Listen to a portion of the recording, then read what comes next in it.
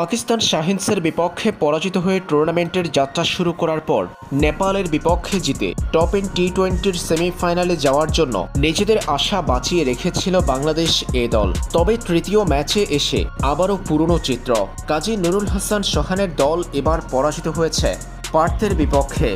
Batting বিপর্যয়ে 123 রানে থামে বাংলাদেশের ইনিংস। টপ অর্ডার থেকে শুরু করে মিডল অর্ডার কোনো জায়গাতেই ভালো ব্যাটিং করতে পারেনি বাংলাদেশের ব্যাটাররা। শেষ অংশে আফিফ হোসেন ধ্রুব 42 রান করলে সেটাতে ভর করে বাংলাদেশ পেয়েছে 123 রানের সংগ্রহ। বাংলাদেশের দেয়া 124 রানের টার্গেট পার্থ তাড়া করেছে 18 ওভারেই। জুনিয়র টাইগারদের পরাজয় 5 উইকেটের ব্যবধানে। এই হারের মধ্য দিয়ে সেমিতে যাওয়ার পথটা কঠিন করে ফেলেছে বাংলাদেশ। টপ 10 টি-20 বর্তমান পয়েন্ট টেবিলে তাকালে দেখা যায় বাংলাদেশের অবস্থান অষ্টম। 3 ম্যাচ শেষে বাংলাদেশের অর্জন কেবল 2 পয়েন্ট, জয় পেয়েছে একটা ম্যাচে, 2টা ম্যাচে হার। হাতে এখনও লিগ পর্বে বাংলাদেশের বাকি আছে 3টা ম্যাচ। সেই 3 ম্যাচের 3টাতে জিতলে বাংলাদেশের অর্জন হবে 8 পয়েন্ট। তবেই সেমিতে যাওয়ার পথ সুনিশ্চিত হবে বাংলাদেশের। সেটা বড্ড কঠিন কাজ টাইগারদের জন্য, তা বোঝাই যাচ্ছে তাদের পারফরম্যান্সে।